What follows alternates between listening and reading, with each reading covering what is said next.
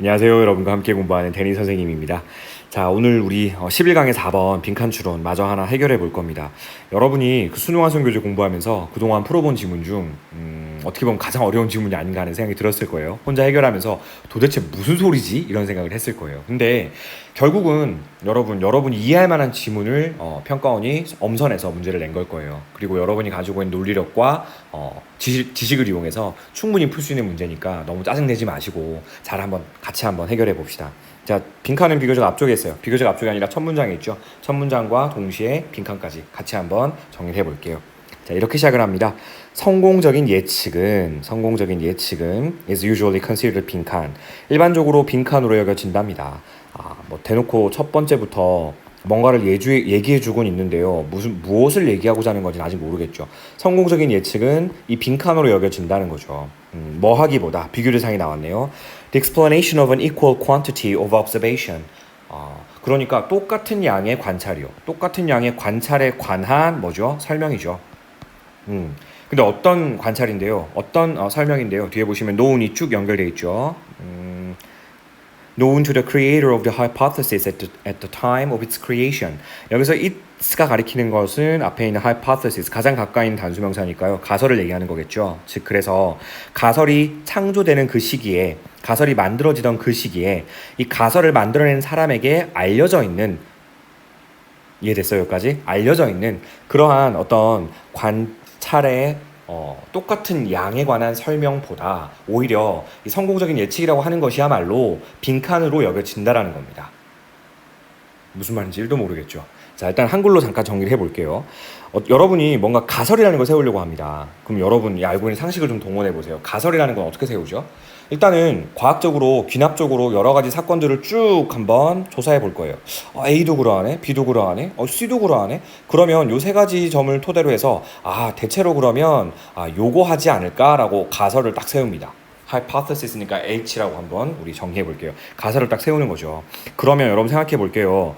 우리가 그 가설을 만들어내는 바로 그 시점에 가설을 만들어낸 사람에게 알려진, 즉 가설이 만드는 사람이 알고 있는 그런 똑같은 양의 관찰의 양에 관한 설명. A가 그러해요. B도 그러해요. C도 그러해요. 그러니까 저는 가설 H를 세웠어요. 사실 이거보다 이 정확한 예측이야말로 빈칸한 것으로 여겨진다라는 건데, 어렴풋이 감이 오기로는 A, B, C 해서 가설을 세웠습니다 라기보다는 결국 이 가설이라는 것이 뭔가를 정확하게 예측해 줄 수 있을 때 오히려 그 가설이 더 좋은 가설이다라는 이야기가 되는 거 아닐까? 어렴풋이나마 예측이 되죠.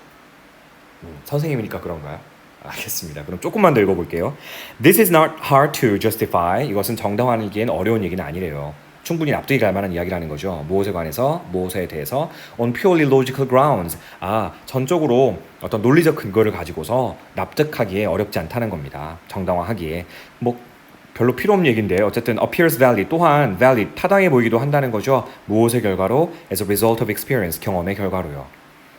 별로 도움된 얘기는 아니었는데 조금 더 가보죠. Perhaps, 어쩌면 an additional explanation, 추가적인 설명은 is as follows, 다음과 같을 겁니다.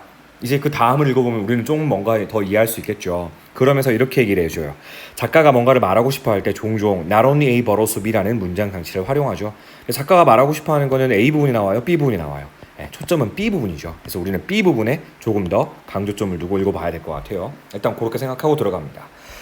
자, 가설이라고 하는 것은 not only should fit the facts which brought about its creation이라고 했어요. 가설이라고 하는 거는 사실은 사실들의 fit, 부합해야 돼요. 합당해야만 됩니다. 근데 어떤 사실들이죠? which brought about its creation. 역시 it's는 가설을 얘기하는 거니까 가설을 bring about, 우리 bring about이라고 하면 야기하다, 만들어내다 이런 거라고 했잖아요. 가설의 창조를, 즉 가설을 만들어낸 그런 사실들에 부합해야 될 뿐만 아니라, 자, 동시에 뭐 하기도 해야 한다? should be compatible, 양립할 수 있어야 한다는 이야기예요. 무엇과 양립할 수 있어야 돼요? 여러분 compatible이라는 어휘 몰랐으면 진짜 외우셔야 돼요. 이거는 꼭 나올 어휘입니다. 양립할 수 있는, 공존할 수 있는 이겁니다. 누구와 양립할 수 있어야 한대요? 그 가설이라는 것은 with the rest of the body of science. 이거 보고 또 과학의 몸통, 과학의 몸체 이러지 말고요. 보통 우리 body라는 것이 어떤 본질이 있으면 그 본질 주변에 있는 영역들을 얘기하는 거거든요. 그래서 과학의 다른 영역, 과학의 나머지 영역과도 서로 양립할 수 있어야 한다는 이야기예요. 선생님 뭐 얘기하는 건지 어렴풋이 알 것 같은데, 방금 전에 우리 읽었던 내용과 다시 한번 돌이켜 생각해 볼게요. 우리가 가설을 세우려면 A라는 사건, B라는 사건, C라는 사건 이런 다양한 사건들의 공통점을 도출해서 그러면 모든 사건에 적용될 수 있는 원칙이 하나 있지 않을까 하고 세운 게 바로 가설이죠. H입니다. hypothesis요. 맞습니까? 그래서 가설이라는 거는 사실은 이 가설을 만들게 해준 A라는 사건, B라는 사건, C라는 사건 이 세 가지 사건에 모두 부합해야 될 뿐만 아니라 그 얘기를 지금 하고 있는 거 맞아요? 맞죠? 그럴 뿐만 아니라 동시에 뭐 하기도 해야 한다? Should also be compatible. 양립할 수 있어야 한다는 거예요. 무엇과 과학의 다른 영역과도 양립할 수 있어야 한다는 얘기입니다. 그거를 우리 지금 첫 문장과 비교시켜 생각해 볼게요. 방금 파란 색깔 선생님 표시한 부분으로 이 부분을 설명했죠. 그래, 가설을 만들어낸 요 모든 요인들의 가설은 부합해야 돼. 근데 그건 중요한 게 아니야. 정작 뭐가 중요하다는 거지? 이 가설이라는 것이 과학의 다른 영역과도 공존할 수 있는지. 달리 말하면 우리 첫 번째 문장에서 얘기한 걸로 다시 한번 정리해 보자면 과학이라고 하는 과학의 다른 분야에 내가 세운 가설이 성립할 수 있는지 적용될 수 있는지 예측할 수 있는지 이 얘기잖아요. 이제 뭔가 좀 알 것 같은데 결과적으로 그러니까 가설이라는 것이 세워지게 된 요인들과 요소들과 일치하느냐 얼마나 일치하지 않느냐 이게 중요한 게 아니라 정작 가설을 세웠으면 이 가설이 다양한 과학의 분야에 적용해 볼 수 있는지 없는지 성공적으로 예측할 수 있는지 없는지 이게 중요하다는 거죠. 이해했어요? 그러면 여러분 빈칸에 어떤 내용 들어가야 좋을 것 같아요? 성공적인 예측이야말로 가설이 좋은 가설이라고 지지받을 수 있는 가장 큰 요인이 되는 거 아니겠냐고요. 너무 어렵나? 이해하셨나요? 그러니까 이 가설이 세워지게 된 요인이 되었던 A와 B와 C 사건 이런 사건과 가설이 얼마나 일치하는지를 바라보는 건 의미가 없어요. 사실은 뭐가 의미 있는 거죠? 여러분이 세운 가설이 결국 과학의 다른 영역에 혹은 다른 원칙들에 다른 어떤 요소들에 적용시켜 보았을 때 통하는지 안 통하는지 이거를 성공적으로 예측하는 거 그거야말로 이 가설의 핵심적인 요인이고 포인트라는 거죠. 그런 취지에서 선생님은 보기로 바로 갔으면 좋겠는데 결국 빈칸에 들어가야 될 내용은 어떤 내용이죠? 성공적인 예측이야말로 어떤 가설에 대해서 좋은 가설인지 아닌지를 결정지는 요인이다. 뭐 이런 얘기가 들어가 줘야 되는 거 아니겠어요? 한번 가볼까요 그러면? 1번부터 볼게요. Stronger support. 강력한 지지를 해주는 거랍니다. For a hypothesis. 하나의 가설에 있어서. 유력한 후보네요. 하나의 가설에 있어서 성공적인 예측이야말로 강력한 지지 요인입니다. 지지가 되는 것으로 여겨지는 것입니다. 괜찮죠? 2번은 어때요? A simpler confirmation of data set. 데이터 집합의, 자료 집합의 좀 더 단순한 확증이다. 우리 그런 얘기 하는 건 전혀 아닌데 이건 핀트가 어긋났어요. 3번이요. 빠른 추정이랍니다. 좀 더 빠른 추정이요. 무엇의 빠른 추정? 가설 검증의 빠른 추정이요. 우리 속도에 관한 얘기는 아닌데요. 4번이요. A better assessment of learning preferences. 자, 학습 선호에 대한 좀 더 나은 평가? 무슨 소리지? 이건 전혀 관련성이 없는 얘기인데. 5번. Wider permission. 좀 더 넓은, 좀 더 폭넓은 허용이랍니다. 무엇에 대한? 실험적인 절차에 대한. 좀 더 실험적인 절차를 폭넓게 허용하자 이런 얘기였어요. 여러분 솔직히 말하면 2, 3, 4, 5번은 아무 관련성이 없어요. 소고법을 적용해 보시면 그나마 정답에 근접한 내용은 관련성이 조금이라도 있는 건 1번밖에 없어요. 그래서 여러분 솔직히 지문 내용이 아무리 어렵다 할지라도 보기만 잘 분석해 보셔도 솔직히 말하면 지문이 어려울 때 보기는 좀 쉽게 내는 경향이 있거든요. 그래서 정답이 1번이라고 체크해 주시면 되겠어요. 그러면 실제로 그런 얘기가 쭉 열거되는 건지 마지막까지 조금 더 가서 봅니다. 여러분 지금까지 읽은 내용 여러분 또 까먹었을까봐 한 번 더 정리해 줄까요? 여러분이 가설을 세웁니다. 사실 가설을 왜 세우게 돼요? 근데 A 사건, B 사건, C 사건들을 딱 조사해 보니까 이거 그러면 이런 일반적인 원칙이 존재하지 않을까 하고 세우는 게 가설이에요. 그런데 그 가설이라고 하는 것이 이 가설이라는 것이 좋은 가설로 검증받으려면 어떻게 해야 돼요? A 사건, B 사건, C 사건과 일치하네 이걸 알아보는 게 중요한 게 아니라 다른 사건 또 다른 원칙, 또 다른 과학의 분야에 이 가설을 적용시켜 보았을 때 성공적으로 예측되는 거 그게 바로 이 가설이 좋은 가설이라고 우리가 생각해 볼 수 있는 거잖아요. 좋습니다. 이해하셨을 거라고 생각하고 바로 그 다음 문장 넘어가서 마무리 지어 볼게요. 사실 근데 이거는요 매우 어려운 여건이래요. 어려운 조건이랍니다. 뭐 하기에? To satisfy, 충족시키기에는요. 왜 충족시키기 어려운 조건이에요? 자, 근데 잠깐만요. 뭐가 충족시키기 어려운 조건? 우리가 중간에 잠깐 문제 푸느라고 놓쳤던 부분이 바로 앞문장이거든요. 앞문장에서 무슨 얘기했는데요?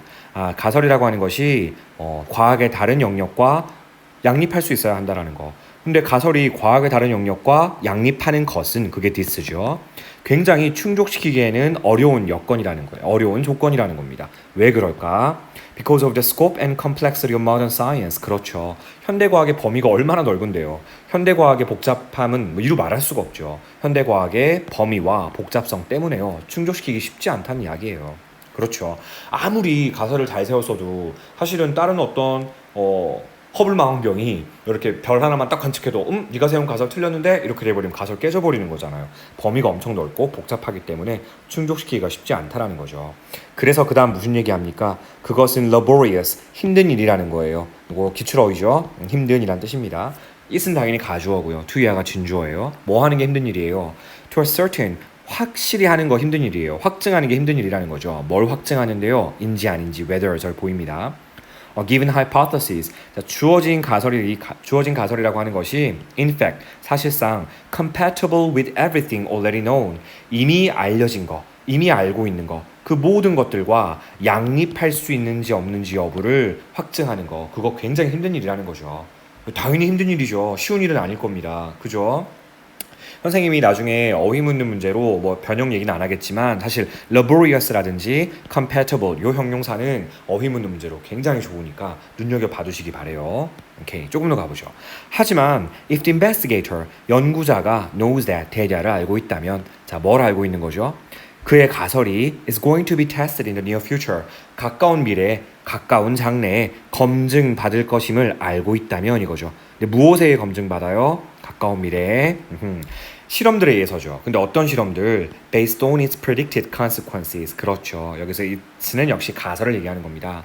그 가설의 어떤 예측된 결과치들, 이런 것들에 근거하여서 그 가설이 내세웠던 결과치들에 근거한 그런 실험들에 의해서 가까운 장래에 곧 내 가설이 검증받을 것임을 연구자가 만약에 알고 있다면, 여기까지 이해했어요? 그렇죠. 연구자가 딱 가설을 세웠는데 머지않은 미래에 내가 세운 가설의 결과치, 예상했던 결과치들에 의해서 여러 실험들에 의해서 내 가설이 검증받는다는 걸 여러분이 알고 있는 거예요. 그렇다면 그 연구자는요, 연구자를 맡고 있는 힘입니다. will probably be much more careful. 훨씬 더 비교급 강조죠. 주의를 기울일 거랍니다. 뭐 하는데?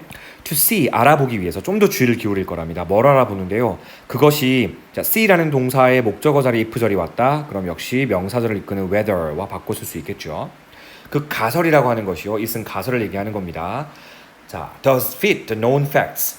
알려진 사실에 적합한지 아닌지 요것을 알아보기 위해서 알아보는데 조금은 더 주의를 기울일 거라는 겁니다.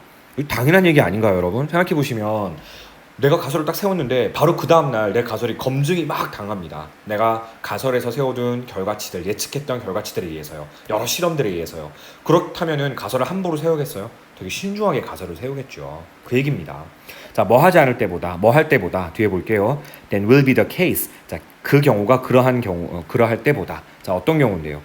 If he does not expect an immediate test of this sort. 그렇죠. 이러한 종류의 즉각적인 검증을 기대하지 못했을 경우에 그 경우가 그러할 때보다 오히려 어떻다는 거죠? 곧 검증이 있을 거야 라고 기대한다면 훨씬 더 어떻게 할 거라고요? 주의를 기울일 것이다. 가설 함부로 안 세울 것이다. 지금 이렇게 흘러가고 있는 지문이었습니다. 여러분, 사실은 빈칸 부분을 푸는 데 있어서는 마지막에 읽었던 선생님이 지금 파란 색깔로 표시하는 이 부분 있죠? 여기서부터 이 부분은 사실 군더더기예요. 필요가 없었어요. 사실은 앞부분에서 거의 해결이 다 끝난 거라고 볼 수 있는 거거든요. 자, 그렇다면 결과적으로 여러분 정답은 확실하게 몇 번 맞아요? 1번이죠. 내용 어려웠으니까 한 번만 더 정리해 봐 줄게요.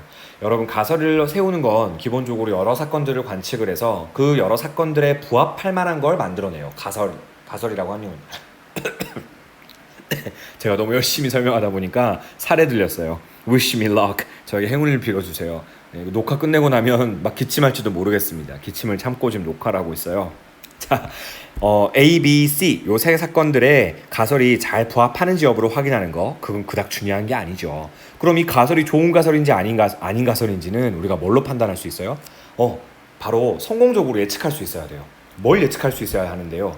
과학의 다른 영역에도 적용할 수 있는지, 또 다양한 그런 검증들에 잘 버틸 수 있는지, 이런 것들이 확인돼야지만 좋은 가설이라 볼 수 있는 겁니다. 그래서 성공적인 예측이야말로 어떤 가설에 대한 아주 강력한 지지 요인이 될 수 있다는 거죠. 그래서 정답은 1번이 될 수 있겠습니다.